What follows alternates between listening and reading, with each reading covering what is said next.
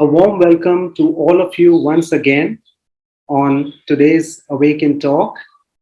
Thank you so much for joining from wherever you are. Awaken Talks is an effort to plant seeds for a compassionate society.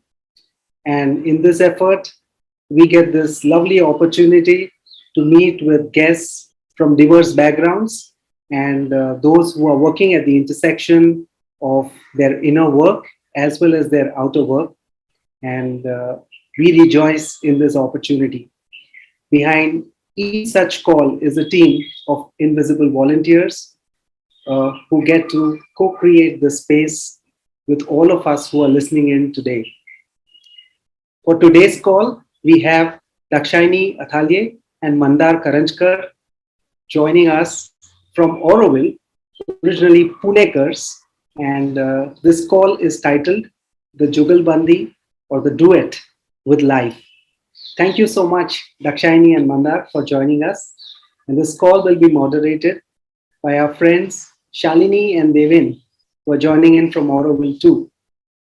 As we do it every time, we would like to start this call with a minute of silence so that we can afford ourselves that opportunity to enjoy this present moment.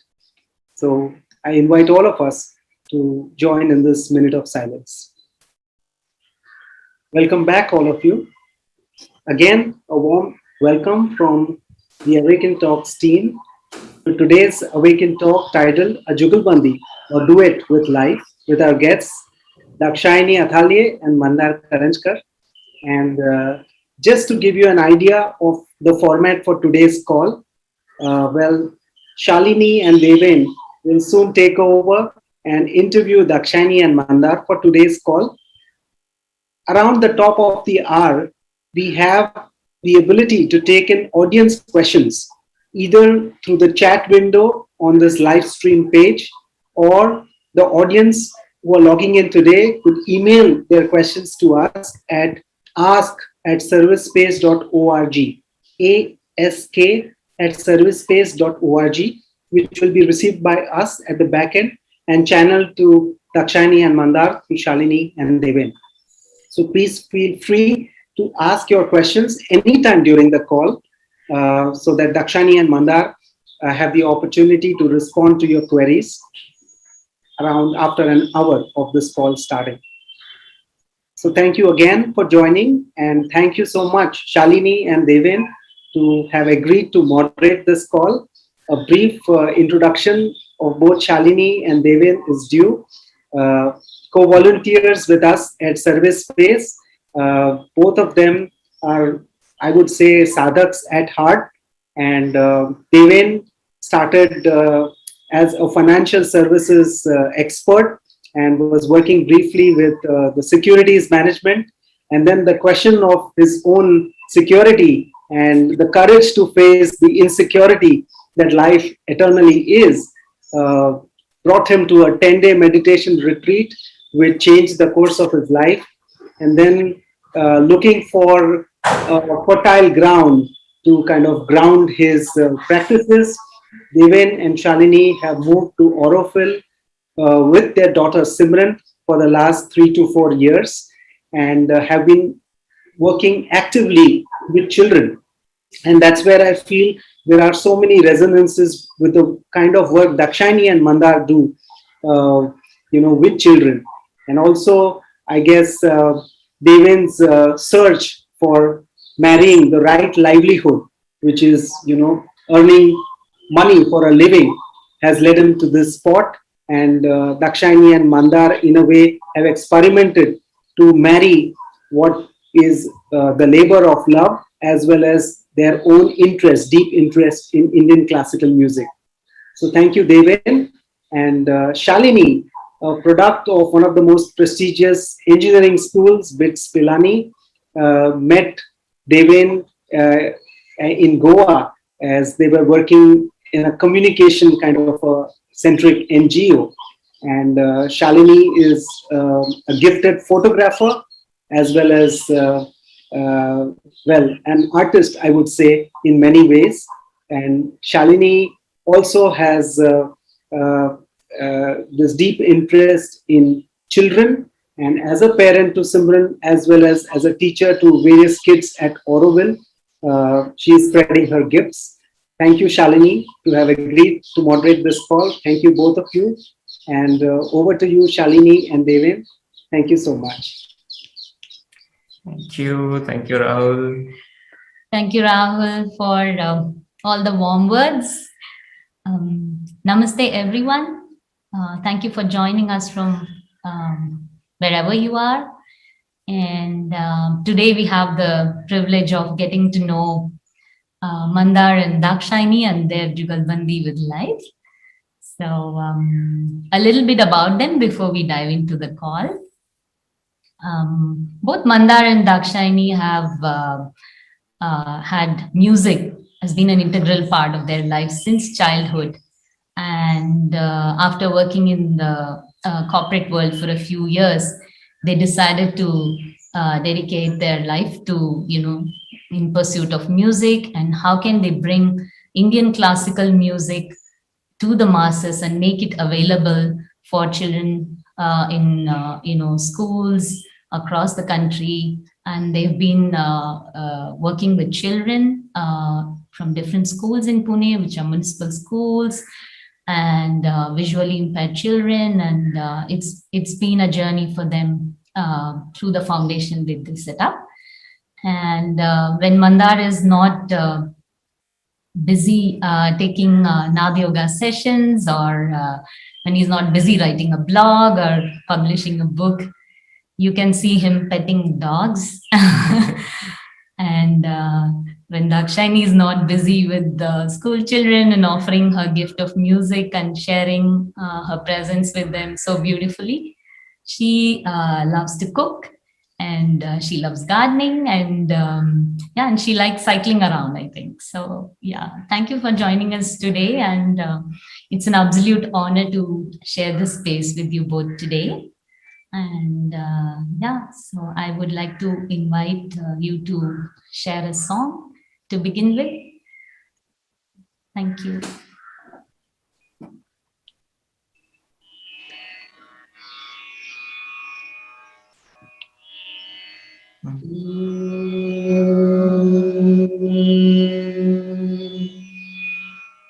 नींद निशाने मौत की, नींद निशाने मौत की, उठ कबीरा जाग,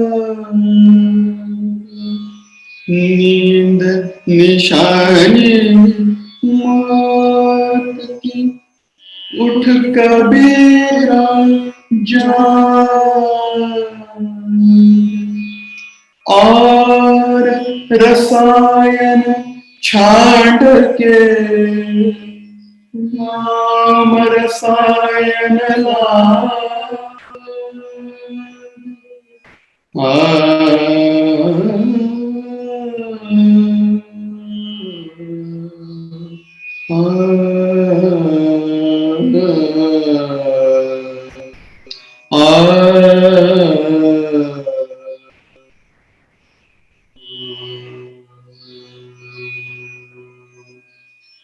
जाग प्यारी, जाग प्यारी, जाग प्यारी, जाग प्यारी, अब का सुबह जाग प्यारी, अब का सुबह रह न गई, दिल काहे तो खो गए, जाग प्यारी, जाग प्यारी, जिन जागा तीन माणिक पाया, जिन जागा तीन माणिकपाया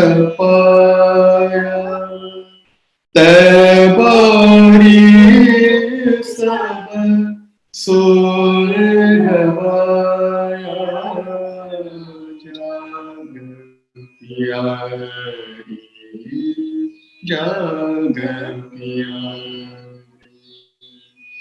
कहे कबीर सोई कहे कबीर सोई धन धन जागे कहे कबीर सोई धन धन जागे सबद बाण अंतर लागे जाग प्यारी जाग प्यारी अब का सुरे रन गई काहे को खोए जाग प्यारी जाग प्यारी जाग प्यारी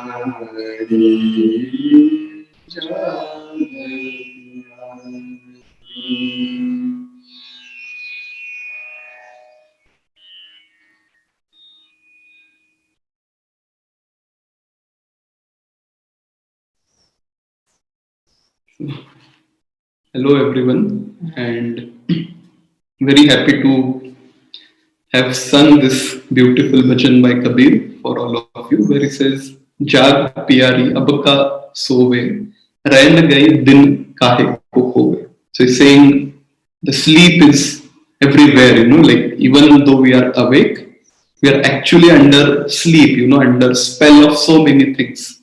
And that true awareness never flowers.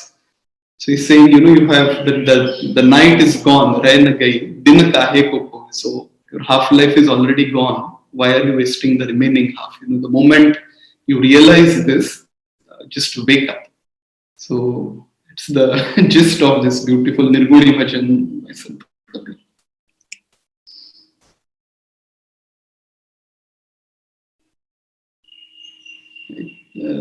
Deven, you are on mute. Okay, beautiful. Thank you. Thank you once again, Mandar and Dakshayani. That was so beautiful. And I would love to begin our conversation today with this aspect of Indian classical music as a practicing art that you speak about. Like there is a performing aspect of it, and then there is a practicing aspect of it, which one does for one's own self-development, for yoga sadhana. So, which is kind of referred to as in the Shastra as Naad Yoga. So, maybe for our listeners, if we can begin by you sharing your views from your own experience on Naad Yoga and as a practicing art. So, I think when we are talking about any practice, like Naad Yoga is just one form of practice. There are several such practices. So one thing that we have to take in consideration is that it's a twofold process. Like, for example, a fruit falling from a tree after it is ripe. So there are two aspects to this. One is basically the fruit getting paripakva, matured. And then in a moment it falls. So that process to ripen, it needs time. It needs some effort, it needs some doing, on your part. And once that process is complete, when that falling will happen, that no one knows, that. So then one has to just be there, at that point, and then it happens. It's a part of grace. It's not something that you can do. So I think Naad sadhana, like all other forms of practice, is same. It helps you to ripen yourself. So when the fruit will fall, that no one knows, but you can keep working on yourself to reach that point. And like I think I have been learning music when I was a kid, and then whole education and all of that. Then there was a break, and I think you need someone who can tell you this aspect, who can show you this aspect, who has practiced this aspect. Otherwise, it's very difficult. So, I was reading a very beautiful book a few days back, which says that, let us imagine if you have to transfer a bird to someone. There's a live bird which I want to take from point A to point B. So we have to put it in a cage or something to take it there. What happens is that after it reaches there, the receiver has to unlock the cage and get the bird out.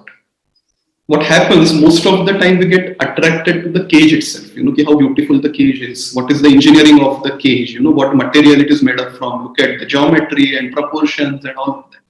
And till we are like working and fascinated with that cage, the bird inside dies out. So I thought with all the art forms, with all the practices, this is something that happens, that we get too much interested in the cage. Like same has happened with music also. Like people get fascinated by the skills that are required, or all these things. The number of ragas, the number of compositions, how fast you can go, how low you can go, how up you can go. This is all cage. The bird is inside it. So I think when we say that music is a practicing art form, we are trying to look at that alive bird which is in the practice. And not like just mastering something and presenting it to someone. And I would say both of us, we were really fortunate to have met people who have looked at music from this point of view and who taught us to look at it from this point of view. So, yeah, and I think as I said, it's again yog, this word Naad, yog. So, which basically means union, that separateness has to be dissolved. So I think it's all about that, how you come to that fact, that you are not separate. There are infinite ways. So Sant Gorakhnath would say there are as many ways as the number of people. And he tried it by so many ways. That's why that word Gorakhdanda came up, like he was doing what not, to get there. So I think one just has to remember that anything is for that bird and not for the cage. So,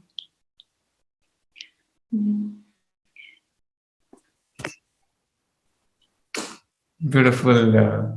Thank you, Mandar. Those were really simple yet deeply insightful analogies of a fruit ripening. And, it's only grace that determines when the fruit will ripen and fall. And also this beautiful reminder of cage and the bird, and not to get caught up in the cage. That's so beautiful.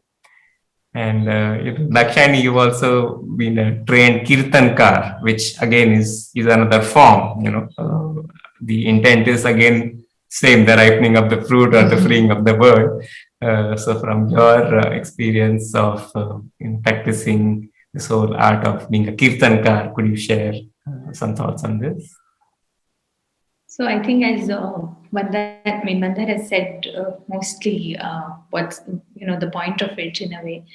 I would just like to add with a few examples from my end, and one of them being that when we look at Indian classical music, or when we look at the form of kirtan also, as a form they are very much performing art forms. So you go out there and you perform and you sing for people, and but the whole journey of this going outward cannot happen without going inward. So that is a very critical part of all these art forms, which we identify as performing art forms. So to all of us, we know them as performing art forms, but a lot of I think the seed is always very small, but the tree can grow as huge, as the potential is. So in the same way that, the performing aspect in that sense, we can see it all over and it's flourishing. And you of course see a lot of performances happening When we talk about art, what comes to our mind is always exhibitions, is always, the exhibition part of it, the performing part of it. But there's a lot that goes behind that performance, and that is actually the real thing in that sense, And all the great masters, in a way, what they do is they bring their practicing aspect to the stage, and that is why their performances are so impactful, or that is why they are able to connect with you in such great harmony, because they are harmonious in themselves. So all these art forms are focused on that point, basically, to bring that harmony within oneself, and then to later then share that gift with everyone around. And what we felt in our work is that this aspect of focusing on the practice, focusing on the sadhana, in some sense, because we get very attracted with the performing side of all arts, that gets neglected or that's not highlighted enough, is what we felt. And that is why, unfortunately, a lot of people, a lot of us miss out on the benefits, miss out on identifying these art forms as a path. Because what happens is usually they are identified with, oh, I don't have a good voice, I don't have a good body, I don't have this, I don't have that, from the point of view of performance. But that's not the point at all. The point is the practice. That is the first most important thing, and the benefit that has to offer to a lot of us.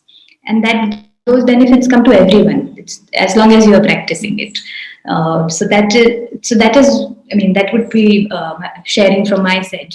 That we need to bring back that focus on the practicing aspect of all these art forms, which is rather the strong side, which is that root, which is that pivot that holds everything together. And then we're of course all open to sharing.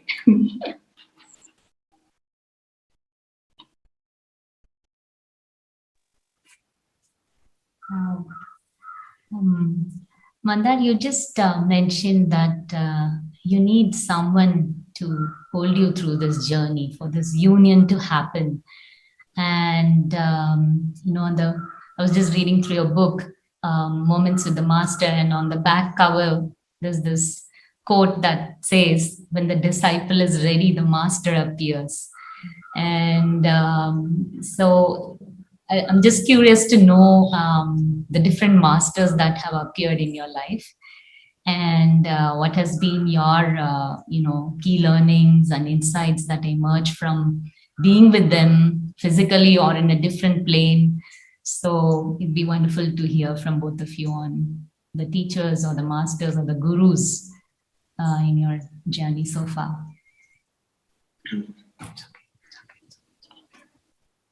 Yeah, so I think the first master who didn't actually come in my life physically, but who inspired me a lot was Osho. So when I was in my engineering, I rarely studied anything. I am engineer by luck. So basically, and many of us are, we are just engineers by luck. So I am also one of them. So there was a time when I would read Osho madly, when I was in the engineering, exams happening, lectures happening, nothing to do. We had a fantastic boat club at the Government College of Engineering. A river was passing by and everything was much lesser polluted at that time. So I would read, and I think I was reading to that extent that my father would give me 5,000 rupees a month, for my lunch and dinner and all of that. So I would actually eat a packet of bread and a bottle of jam, and that was my staple diet, and I would use all the money to buy the books. So a lot happened, during that phase when I was reading that. Then same happened with J. Krishnamurti, I was reading his books also and all of that. I think when I met Guruji Pandit Vijay Sardeshmukhji, his mode was very different.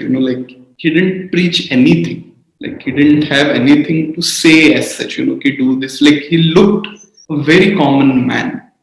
Yeah, just like all of us. Very silent, very humble. If he passes by, no one will recognize him also. That kind of personality. So when I went to learn learning from him, I thought maybe it's like just one more teacher. Like you are like just imparting you skills basically. Okay, I'm doing this, he will tell me to do this. If I'm doing something this good, he will teach to how to do it this good. But when I like started going to his place, I realized how deep he was gone into this whole world of sound, and that was his language. Like he would communicate through his notes, through the tanpura that he would tune, and he won't talk much. Like if you asked him a question, the reply would come after 5-6 minutes if it came. Otherwise, it won't come. So I think many things changed after meeting him, and like if you eat something which is like a python, when it's eating like a large animal, it keeps digesting it for months and months. Like it's in a cave or somewhere silently sitting and just digesting. I think with the master, it's like you get a fraction of the master, and you have to keep digesting it for your whole life. So I would honestly say that's happening. Like I could, like if we could pick, I would say just a fraction of what he had, and I think that will also take a lifetime. And of course, then there are many other mentors, and I think you had Kiran Kalap, who was here a few weeks back. So he's like a mentor for us. We learn so many things from him. I think it's no more a one-on-one relation now. Like your guru might not be knowing also, okay, he's my shishya. Because of internet, because of all of these things, there are so many gurus all around. So yeah, but I think so far Vijayji has been like from sound perspective invaluable, his guidance. So for me, interestingly, I've had a background with a lot of religious and more spiritual background in the family in some sense, and I've always been fortunate to be immersed in those kind of environments, which I didn't really even understand for a very long time. But I have realized that there are a lot of things subconsciously that I've picked up, and that has been a blessing. And I was learning kirtan from a very young age. So again, without much of knowing, without much of being able to articulate what I was listening to or what I was learning, I've been a part of some of these beautiful things, gifts that have been shared with me by a lot of adults around me. So that has been, in some sense, my initiation. And more or less, all this time, I've always been a doer, and whatever inspires me and whatever touches me, I sort of go and do that. And through that doing, I realize a few things, and so those actions and they've in some sense led me to one after the other. They've led me to things that I feel fortunate to have done in my life. So that's and. Osho, I mean, particularly for me, has been a great source of inspiration and direction, or rather, he makes you quite directionless because he tells you a whole lot of different things, and then it brings you to a point where you have to say that this is what you choose to do, and you choose to experiment or try for yourself, and then through that doing, you realize more. So I've been very fortunate to have read him. And of course, Jai Krishnamurti now, very late, very recently, but yes, Jai Krishnamurti. So yeah, and Guruji, of course, I think he was definitely special to Mandar because Mandar was directly learning from him, and I was fortunate to have accompanied Mandar on all these classes. Basically, I've hardly missed anything. So I was very fortunate to be in his presence. I think. Of course, the music that he offered us, whatever, he was, as Mandar said, he was someone who hardly spoke about his thoughts or his feelings or anything like that. but to be in his presence has been a great learning. so, so he could have easily shared a lot, but but but knowing that you don't have to talk, you don't have to share, you don't have to articulate, and you can just be and be very happy with with that. So that has been a great learning actually, to be with him.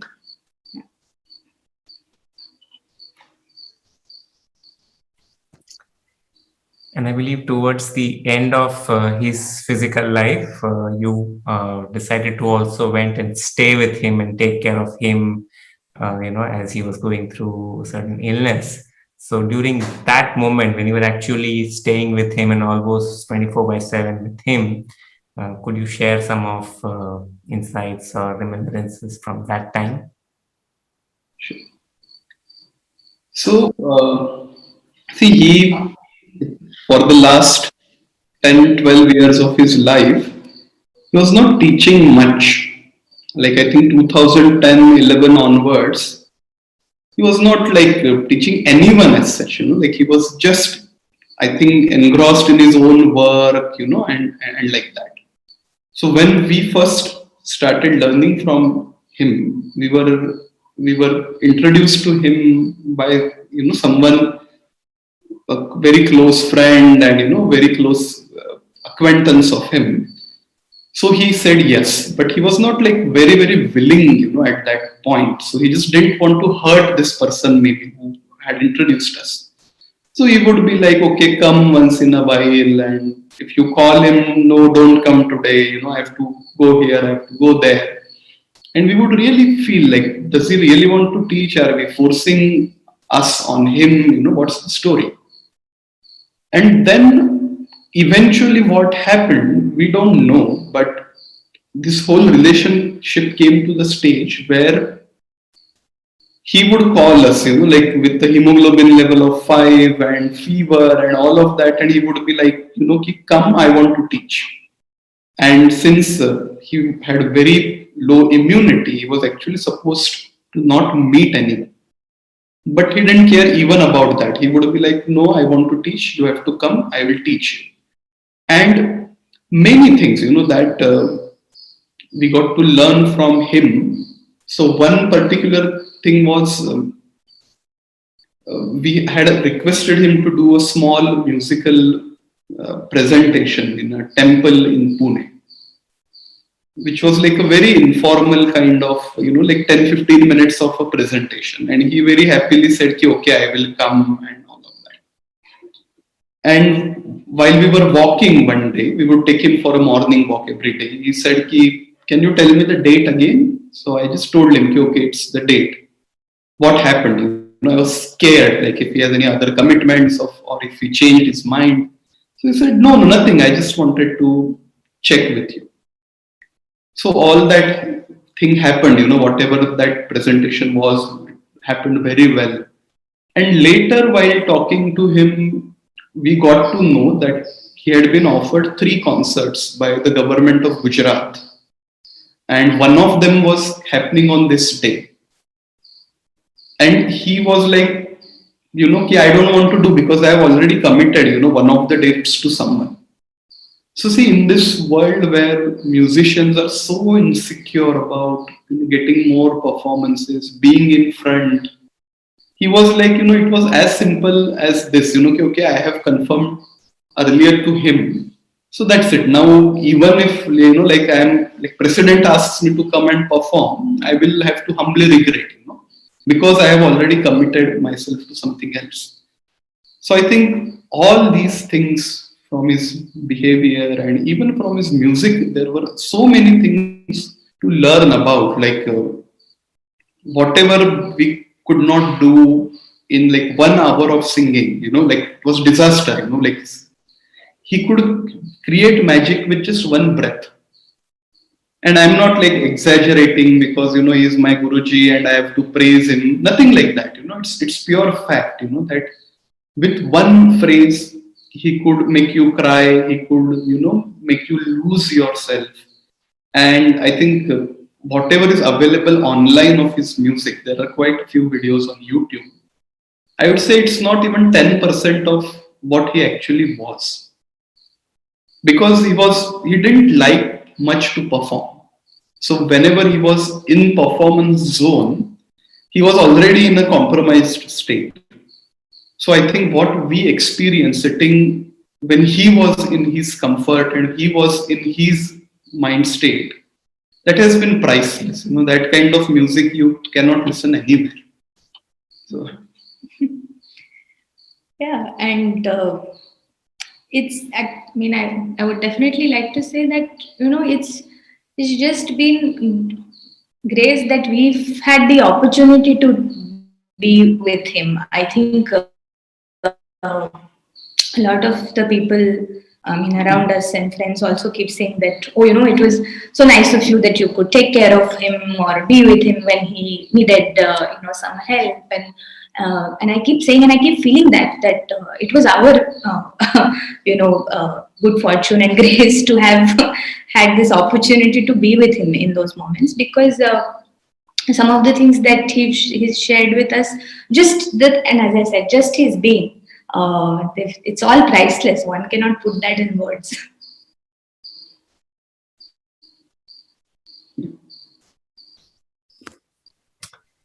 Beautiful. I think just even listening to these few anecdotes makes me, give me goosebumps. So I can totally imagine what it would have been being in his presence. So thank you.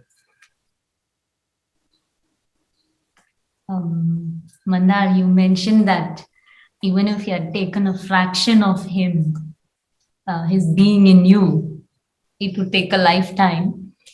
And I can totally imagine what it would have been like, because some weeks ago when you both sang a Kabir song, actually I started getting tears in my eyes and I had no clue why they were coming. They were just coming. Not that I understood the song or anything, but it just transported me to a different space. So yeah, just holding a lot of gratitude for him, whom we've never met, but through you, we are able to experience his presence. Thank you. Thank you. So now maybe we shift gears of the conversation to a little bit about your professional life. I think both of you have had careers in engineering and law respectively, and at some point you were balancing the two. You were having a day job and then you were also doing music, and of course you have a very beautiful understanding and definition of occupation, which I'm sure you will share. And then at some point, you took this leap of faith and quit the jobs and started better foundation. So a little bit about that journey, how you were balancing, and then what inspired you and gave you the courage to take this jump would be wonderful to hear. So I think when I came for my engineering, in the first year I was in that whole race, okay, I want to be a topper, then I want to earn. And of course, after that, then leave everything and enjoy, or leave everything and read, leave everything and practice music. But I slowly realized, that everything comes at a cost. Like the kind of energy which a person has till maybe 30s or 40s, a lot of damage happens, if one goes through the corporate race for a long time. Yes, after that, if you resign after, let us say, 15, 20 years of working, you will have a lot of money, you will have a lot of time, resources, everything. But the hardware gets damaged a lot. If you're not conscious, okay, I'm not saying that happens, but you have to take a lot of effort. And I think as I read Osho during my engineering, I started taking this whole education part very casually. I was like, okay, existence takes care, so let's see what happens and like that. So I somehow, and what happens, the funny part is that when my professors, I had not completed submission of one subject and I was failed in that subject. So I went to the professor, and he was like, why didn't you do submission? So I said, I want to do music. I don't want to do engineering, and that's why I don't feel like doing. So he said, okay, come beta, sit next to me. I also wanted to do something and I couldn't do, and I am stuck here. So I don't want you to be that there, So okay, just take one more day, do something, give it to me, I will pass it. So what I realized was that if you make your intentions clear, there are people who want to help you. Because see, everyone is going through that same chakki, which Kabir is talking about. Pisti chakki dekh diya Kabir roye. Everyone is going through that. So if someone sees a possibility ki, okay, I am, let us say, at the mid of my life and someone is just starting, he at least realized that I want to get out of this. So let me help him. So what I realized is that you really don't need to take a leap of faith or anything, because the kind of world we are living in today, the positive forces are very strong. So just give an hint that you want to do something good, and it starts coming to you. So that is what something happened, but again, like you need a lot of time to understand this. So even if you realize that, you again get caught in your cycle of fear, So that same thing keeps happening. So with me, I completed my BTech, with all the grace of my professors and grace of, so many people, So the whole college celebrated when I passed. So that's how I completed my engineering, and so I got a job also, but which was in Chennai, and I realized that I have to be in Pune for music, for both of us to be together. So I started working in a startup, and I started taking home tuitions and all of that. Luckily, I got a job when I wanted it. When I was like, now I need at least some stability in the life. Otherwise, I will be all over the places. So fortunately, I got a job in a very good company, Forbes Marshall. So I was there for almost 3-4 years. I worked with them. And I think that's where I got some space to experiment, what I really like. So I thought I wanted to be a lawyer. So I took admission to law while I was working. The company was very supportive. They were like, do what you want to do. I realized I don't like it.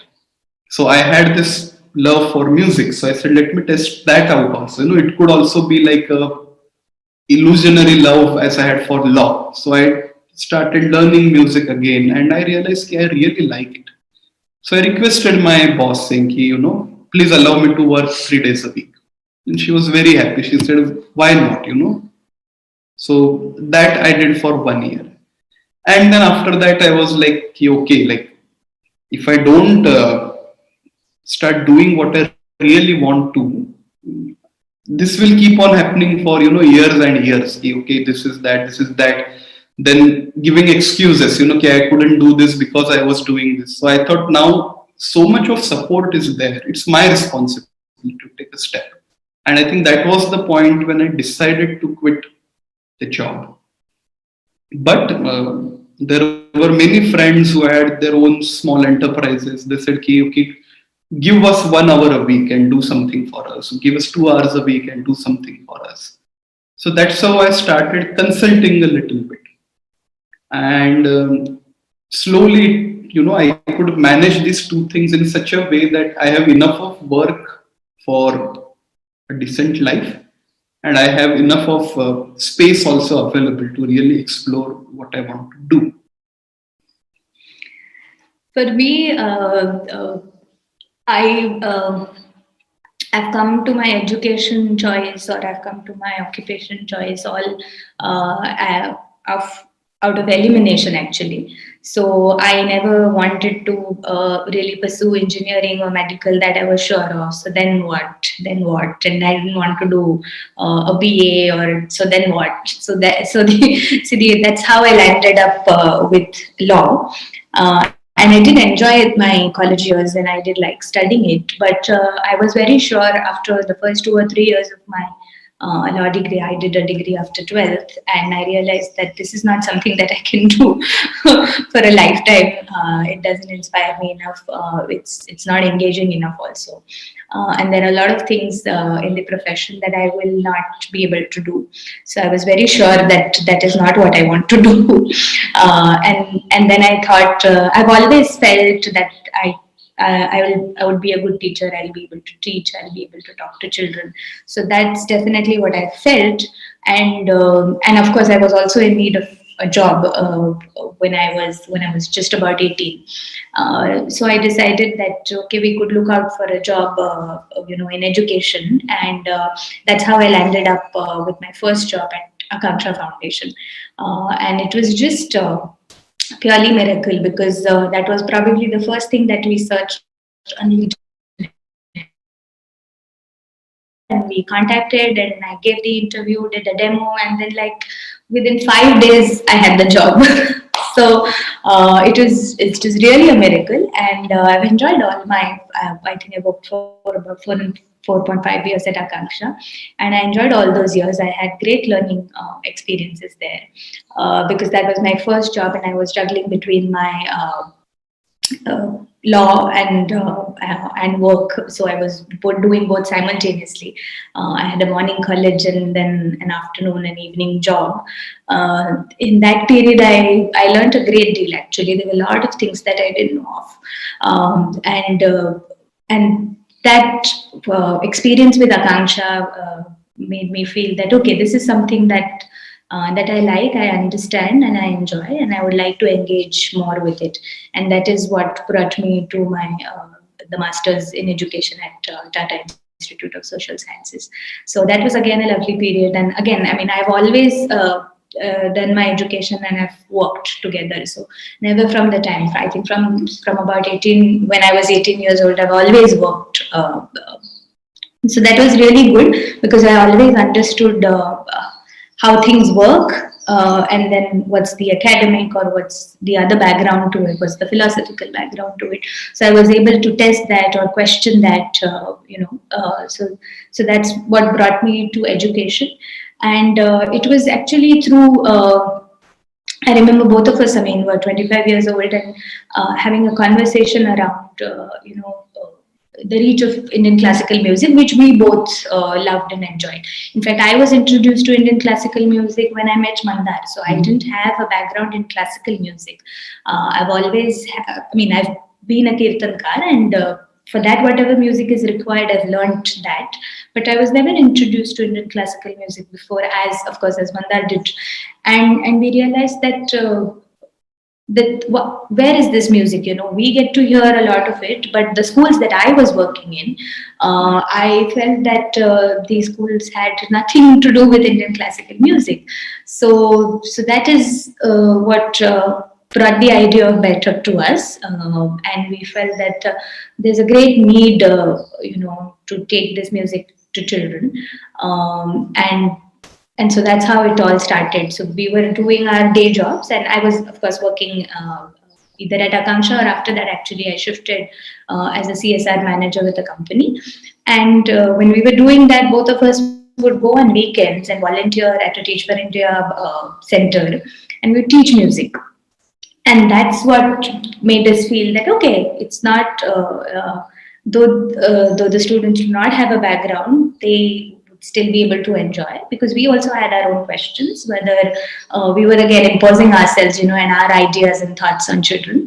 But we could see that was not the case, that children really genuinely liked and appreciated music. So that's how it all started as a weekend project, actually, for about a year when both of us were working.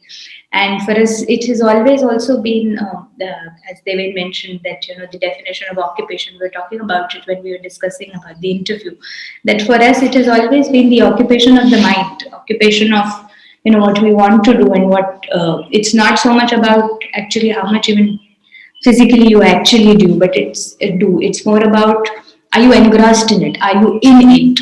So, and Guruji would also again say this in the context of music many times, that you don't have to constantly sing to be in music. All you have to do is to be in it. and you don't have to express it, you don't have to actively do anything for it, but you have to be immersed in it. And in that sense, we always have music, and it's again a great fortune and great luck to have it with us.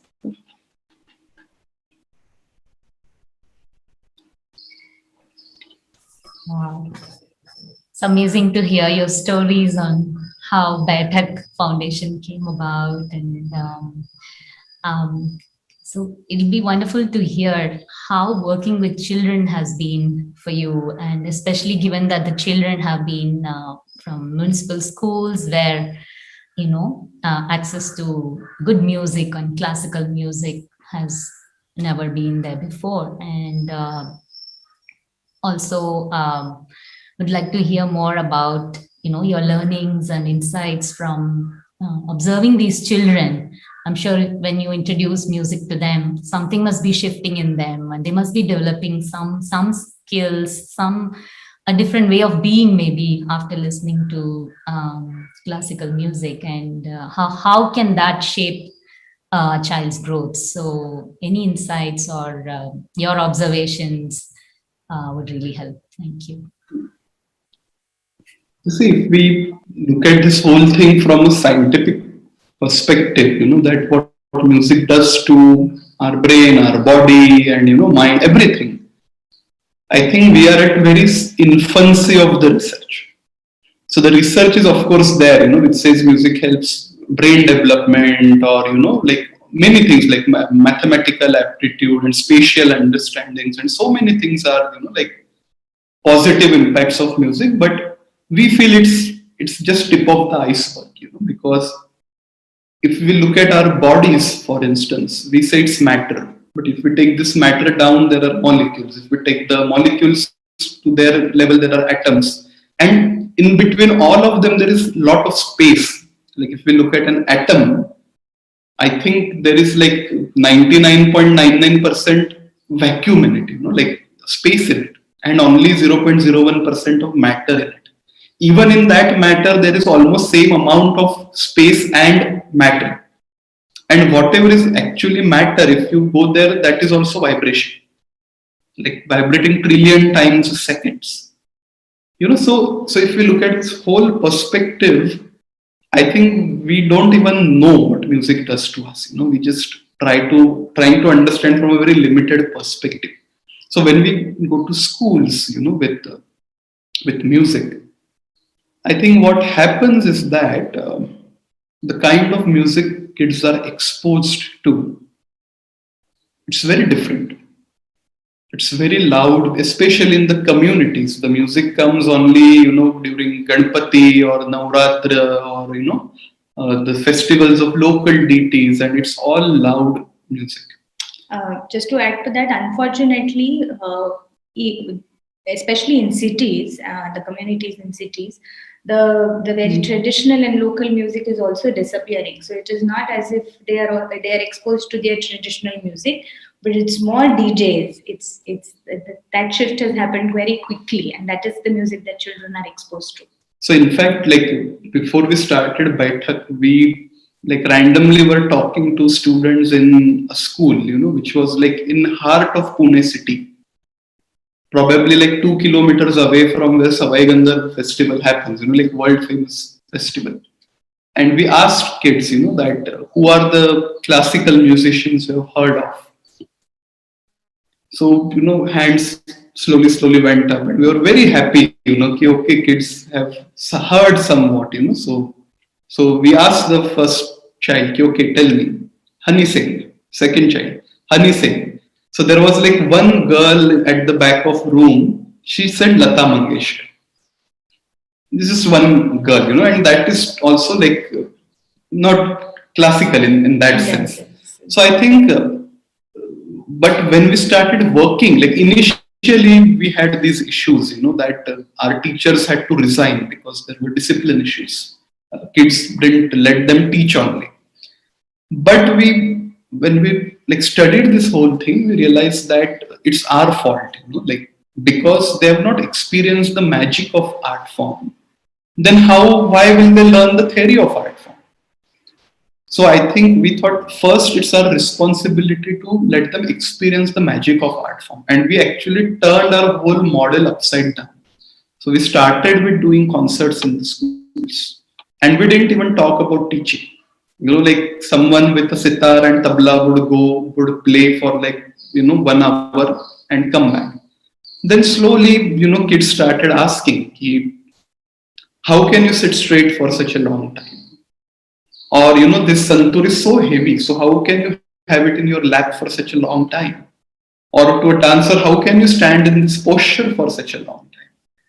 From there to, we want to learn this. Who will teach us? How can we learn this? And where do we also get this on YouTube? So those were also the questions, especially of elder students. So does this music exist apart from when they see it in school? Because now we say that internet has brought everything close to us, and everything is out there and online and free and all of that. But how do you access that? So literally, even to know the names of the artists that you can type on YouTube and search for that music, as basic as that. So a lot of students were then curious to know that this can be found on YouTube, is it? So yes, of course, and that's how. So those are the small things that you notice, and yeah. Yeah, and I think maybe if we talk about changes that happened, so there are some schools where we have been working for past 3 years now. So there are definitely changes in terms of behavior of the children. So we don't impose discipline, but we observe that kids become disciplined, just by getting exposed to that whole experience. Now the footwear will be in a line. They will sit silently. They won't talk in between. If they have to do something, they will get up. They will go out silently. They will do it and they will come back. And feedback that we get is that kids who have challenges, while paying attention to something. There are many kids, who find it just difficult, concentrating on something for even 10 minutes. They listen to a concert for 1 hour without getting disturbed. So I think kids to whom reaching through conventional languages is very difficult, you can reach them very easily through music. So, yeah. And those are actually, I would say, just some of the observations. We are very sure that there are a lot of things that that children pick up, which maybe we are not even observing in that sense. Definitely, one thing that we've also heard from students themselves is that because usually they have questions around how many years do you take to learn this art form and then to perform like you. So those are also the very obvious questions that come to them. And when they hear the fact that most of these dancers and musicians and instrumentalists have been working for at least like a minimum of 10 years, 10 or 11 years, and then beyond that. And then the students realize, because most of the times, unfortunately, they're constantly doing one thing and then leaving that and then doing something else and then leaving that. So then they realize that, oh my God, to master something, you really need to put in those many number of years and hours and be dedicated. So they do understand, I think, that dedication aspect, and that doesn't come because the teacher is forcing you, but that comes because you want to learn that art form better. So it comes from inside. So we've seen that in some of the schools where we started now regular classes, and unfortunately because of COVID we've had to stop that. But we had started seeing that how students can, the same students where you feel that there's been indiscipline, they're not concentrating enough, they don't want to do this, they're just too lazy, maybe you probably have all those things in your mind, but you realize that once they really want to do it, how dedicated and how immersed they can be. So we've definitely started seeing that with the classes that are happening, that a lot of the children are very dedicated and they definitely want to do it with full energy. So you see that too. Beautiful. That's very heartening to hear about engaging with children. And we have many more questions, but it's also 11 and I can see audience questions are also coming. So we'll now move to the questions that have received from audience. There's Deepthi who's asking if you could explain in brief how the whole Naad Yoga, works as a sadhana, whether it works on the chakras or the five pranas. So it's a technical question, but if there's something that you want to share briefly on that. Yeah. Okay. So see, when we talk about all these things, one thing that we have to be very clear about is that it's all in pieces. So we really don't know full picture of anything. Like we will have some shlok which talks about chakra, for example. But there is no research which is like systematically done and then proven, okay, by this is going to happen. So I think what we have to go by is individual experience. What happens to someone when he practices this art form or any practice. So 2-3 main points, that like chakras, for example, if we talk about chakras in our body, there are different thoughts about what chakras are. Like, are they really knots in the body, or are they disturbances in the flow of that Kundalini energy, or are they like hubs of energy in your body? What is chakra? So different saints have looked at them from different point of views. The number is different. The number is also different. Like some saints would say that there are 4 chakras, there are 8 chakras, 7 chakras, 10 chakras, 11. So the numbers also differ. Many times, then one also feels, was it very experimental? Like that particular saint could feel something at those 4 points in his body or her body, and then he or she said, okay, there are 4 chakras. Some tantric felt it at 11 points and said, okay, this is 11 chakras.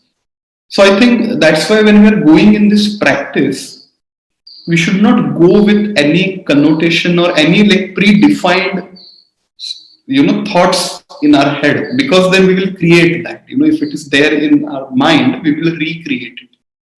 So fundamentally, if we talk about Naad Yoga sound practice, there are 2-3 important things that this practice does. So one is basically we have resonant cavities in the body. So we have abdominal cavity, chest cavity, facial and nasal cavities, and this is also a cavity. So sound is a medium of vibrating these cavities.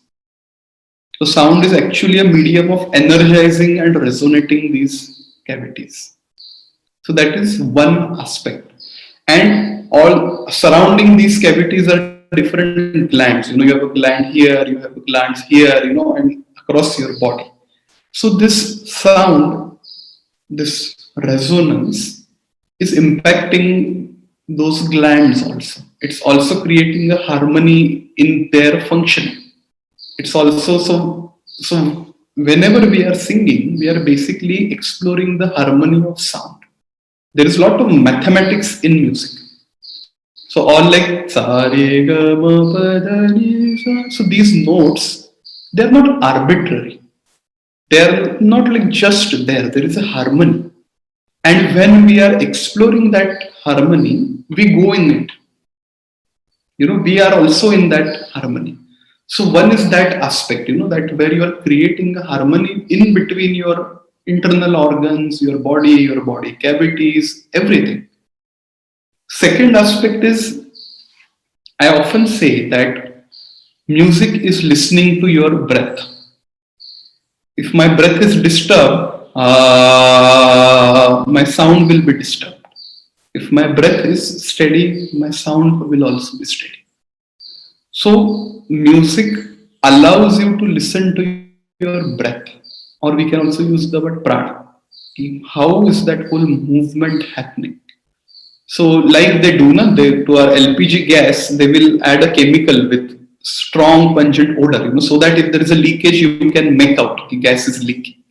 In same way, the sound is something that you are adding to your breath to listen to it. Okay, how is it moving? So that is second part. You are directly working with your breath. You are directly in touch with your breath. And third part is brain development. That whenever we are we need a certain kind of hardware also For like, if you read the works of Krishnamurti and dialogues between Krishnamurti and David Bohm, they talk a lot about neurology, that something has to happen also in the brain to reach that stage, where that immeasurable can manifest. So music practice also creates a lot of neural pathways in the brain. It rewires our brain. It can change the sizes of different lobes in our brain. It can help us retain the gray matter in our brain. So many things, which happen because of music practice. And by music practice, again, it's important to clarify that this practice is not so much of the skill of the art form. It is, it is not about how many rags you can sing, compositions you can sing, how fast you can sing, or slow you can sing.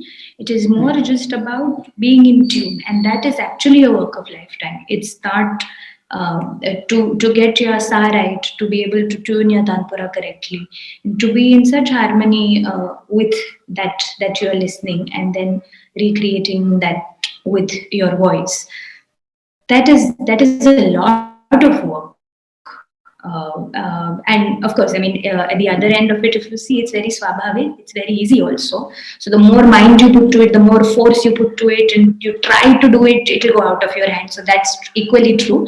But the idea is that in itself, and I remember somebody quoting beautifully and telling us about how Kumar Gandharv would see this.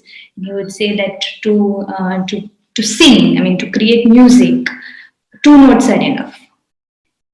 But for sadhana, 1 note is enough.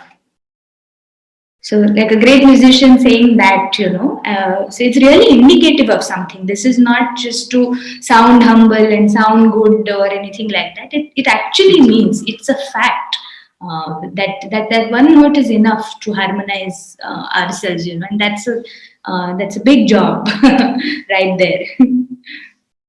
Yeah, so I think so many things, and as I say, this is also from a very narrowed understanding of this whole practice. Yeah. Beautiful. Yeah, it's an ocean that one needs to dive oneself to be able to explore and experience. So thank you for these pointers. There are 3-4 questions I can see which have 2 threads. One is around this whole courage that you have taken. Like, a lot of people feel that they are kind of, the mainstream narrative is so strong around job security and fear and all. So there are some questions which are around that what gave you courage and what initial challenges you faced when you took that jump. And there is a second thread which really speaks of how this journey led to is making you relate to each other in a different way. Like, you are a couple who are working together, so the personal and professional lives, really kind of get blurred. And how do you kind of then, hold space for each other as individuals while working? These 2 threads, you could one of them first and share a bit about these 2 points. Thank you. Okay. I think, like, when this question of courage comes, one of our mentors tells us this very beautiful story that, there was a wandering monk who would go every day to ask for his meal. To some house he would go and request, and whatever he receives, he would eat that. And he always had this insecurity, that shall I get food tonight or tomorrow? Shall I save a little bit? All these thoughts running in his mind. So what happens one day? He goes to a house, and the lady opens the door, and she says, "Okay, wait for a minute. I will get you something." So that lady had just delivered, like, she was pregnant basically, and just about to. And the food for the baby was there already in her breasts. So this monk, since he had renounced his material life, he genuinely thought that, this lady has some problem with her health, like she's looking so abnormal. So he says, what has happened? Why are you looking like this? So she says, ki, oh, I'm going to give birth to a baby, and this is the food for the baby, which is already, there. So that monk says, oh my God, how foolish I am, like even before the baby is born, the food is there. So why am I worrying about all these things? So since I am here, it means the care for what I need is already being taken. I know it's very easy to say this, but living like this, it's very difficult, even for us also. At times we also get grabbed by this whole thought, ki, okay, then what, and like that. What I thought is that if you just take one step and if you see that you are being taken care of, you can take a bigger step next time. So just try it out for something little and see it happening, experience it happening, and you will naturally take the bigger step next time. So, I think, and yeah, the second question was also about holding space for each other and like. So I think if we realize what we are, or where do we stand, or what much space we really need or deserve, we automatically start giving space to other. So, like in our case, I know well, and she also knows well what we are good at and what we are bad at. And I think as long as we have that understanding, everything falls in place. So it's not like that we are very similar kinds of person and our personalities are very same. No, we are radically different. But I think we have realized that, what we are good at and what we are bad at. So, we try to do more what we are good at and we try not doing what we are not good at. So, Yeah, correct, absolutely. And and I think because we also live together, you naturally start understanding that when is the other person in need of time, in need of space, or your help, or you not doing anything. So you slowly start understanding that, and it's just a matter of respecting that. It comes to you, and all you need to do is to respect that when that message comes. And as long as you do that, then it works out. Fortunately, definitely for us, our likes in some sense are the same, I would say. So that makes it easy in a way, because both of us like music. We have our own practice schedule, so that definitely makes it easy. And in terms of also how we look at life, in some sense, that also matches. There's a consensus on that how much we want or we don't want, and what do we want to do. In some sense, we are aligned in that sense. So that makes it, of course, it makes it a little more easy than having two completely drastic different points of view. So that has made it easy, of course.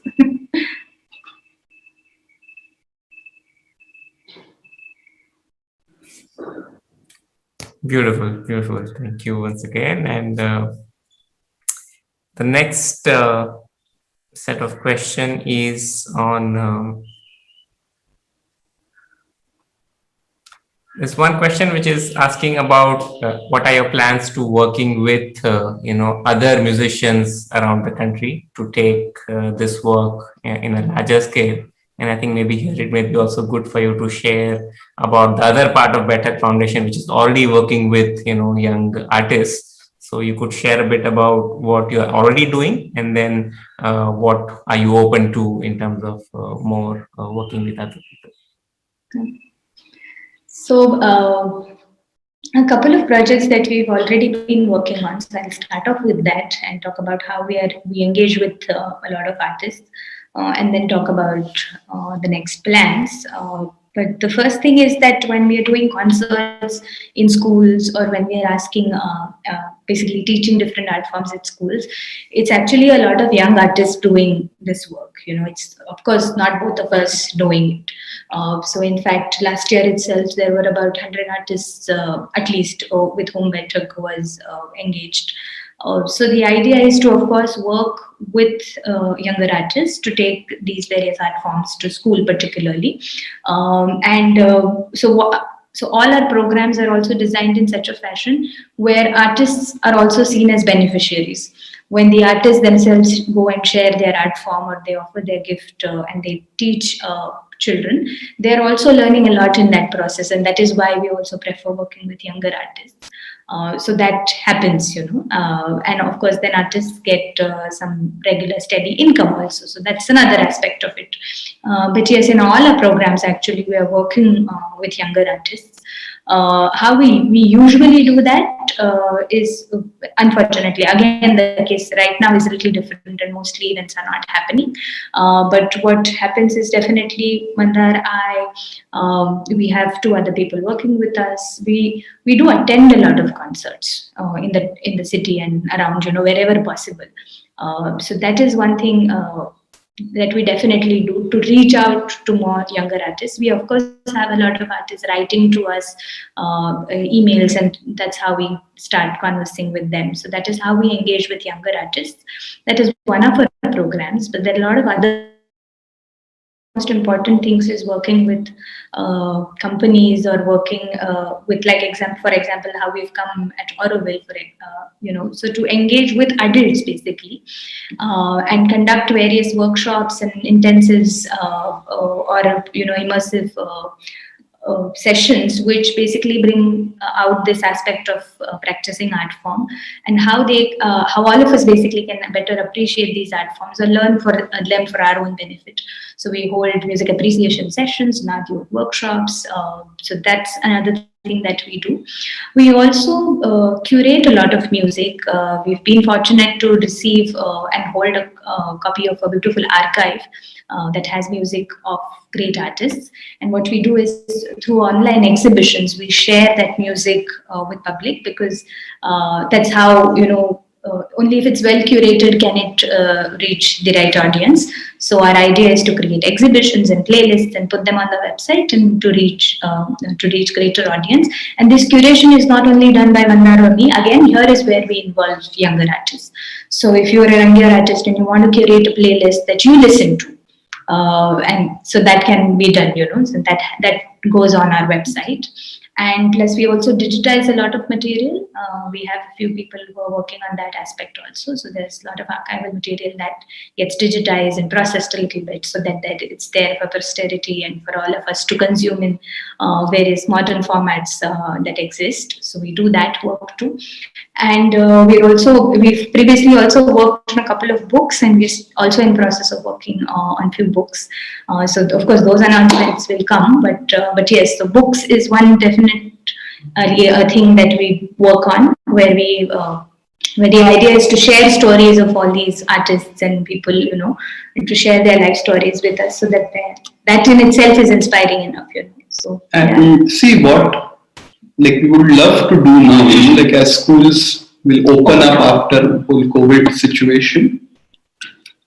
If, let us say, you are an artist in some city or some village, you have a school nearby, and if you say, okay, I want to take responsibility for the school, I'll go, I will perform, I will teach kids there. I know other musicians who can come, who can, perform there, who can do workshop. Just let us know, and we will be very happy to support it monetarily, from our side. So our whole idea is basically, let people take charge for their, because, so much need there, so we cannot cater everywhere. So just approach us, and, we have like some format ready for, conducting a concert. So we don't do like har pehna, mala pehna, all those things, because I think that is what distracts the younger generation a lot. So we have a very simple format, which anyone can implement in their school, and all the resources that you need to carry that out, that the foundation will take care of. So, yeah.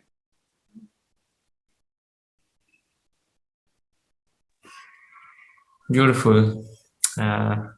There's one question which is kind of curious to know, that what does seva or service mean to you?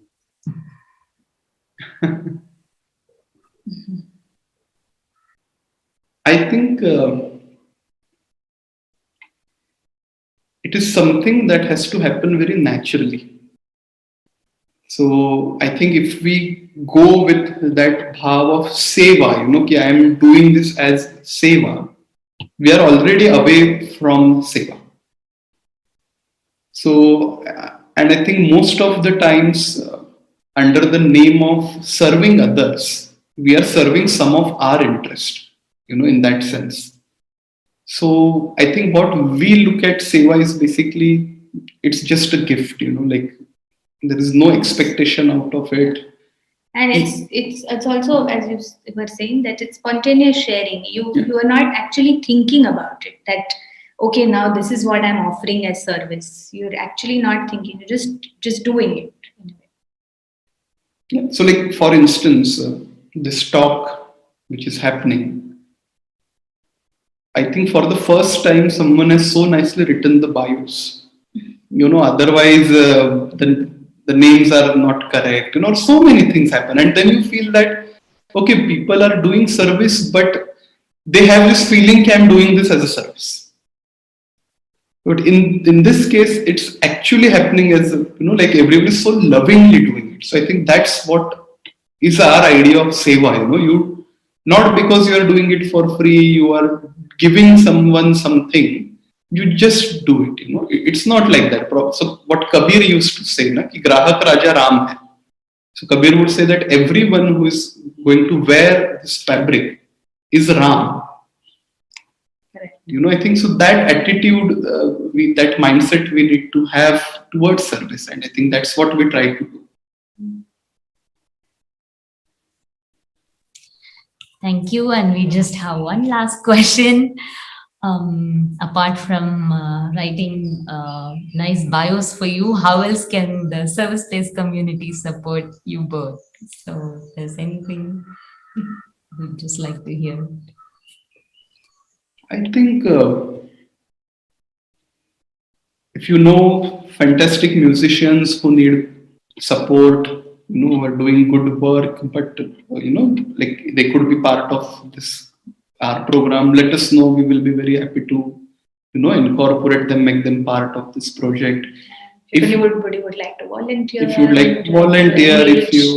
if you know any school where you would like music to happen, let us know. We would be happy to do that.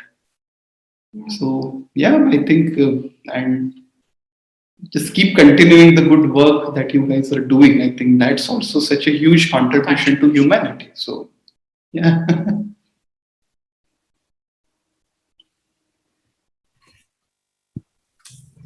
So thank you very much. We would love this conversation to go on and on, but there is clock which is saying that now we have a few minutes left. So maybe we can end with another song or a bhajan from both of you. So thank you once again, both of you and all the volunteers at the back end who made this call happen, and more importantly, all the listeners who came together to co-create this space, all the beautiful questions. We have some more questions which we could not take, so maybe over email we will pass. There are some people who are asking for recommendations of Spotify list of so many such things which can be even shared over email.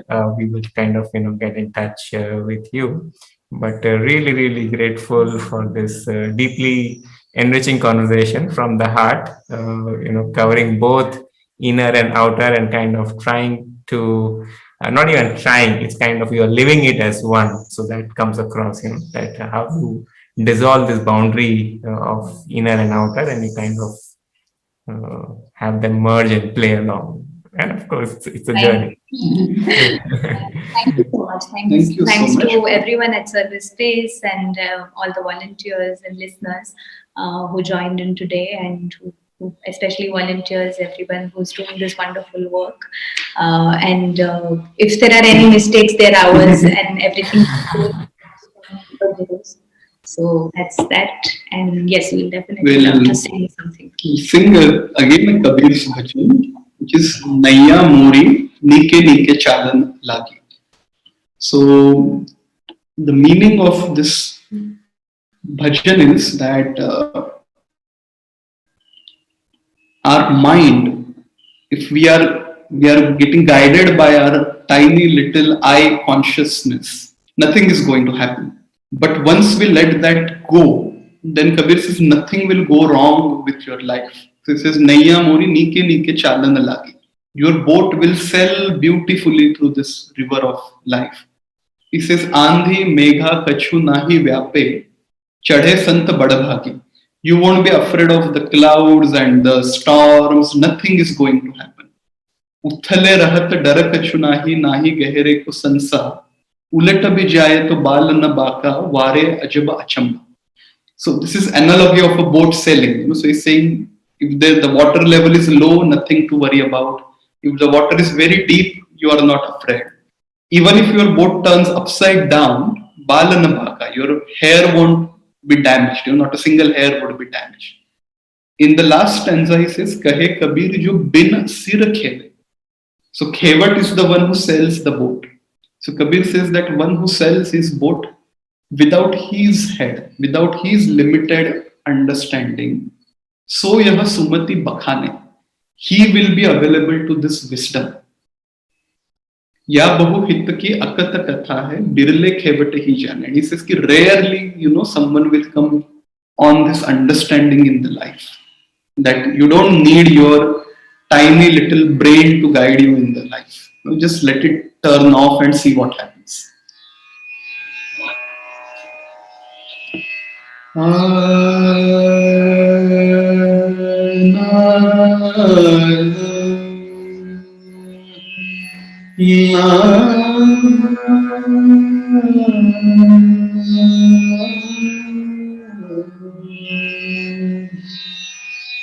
Naiya Mori, Naiya Mori, nike nike chalan lagi,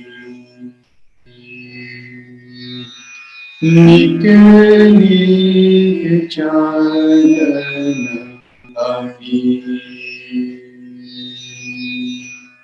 lagi lagi re, lagi lagi re, Mori nike nike chalan Naiya Mori, Naiya Mori, nike nike chalan.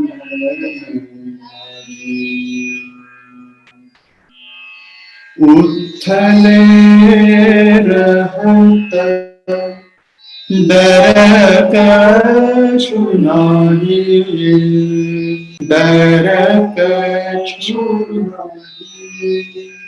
नाही गहरे को संसार उलट भी जाए तो बाल बाका वारे अजब ये तमाशा नैया मोरी नैया मोरी nike nike chalan lagi lagi re, lagi lagi re, Mori nike nike chalan. कह कबीराज जो बिनसी रखे रे, बिनसी रखे सोया सुमति बखाने या बहुहित की या बहुहित की अकथ कथा बिरले खेवट रे जाने नैया मोरी नैया मोरी नीके नीके चाले नीके नीके चाले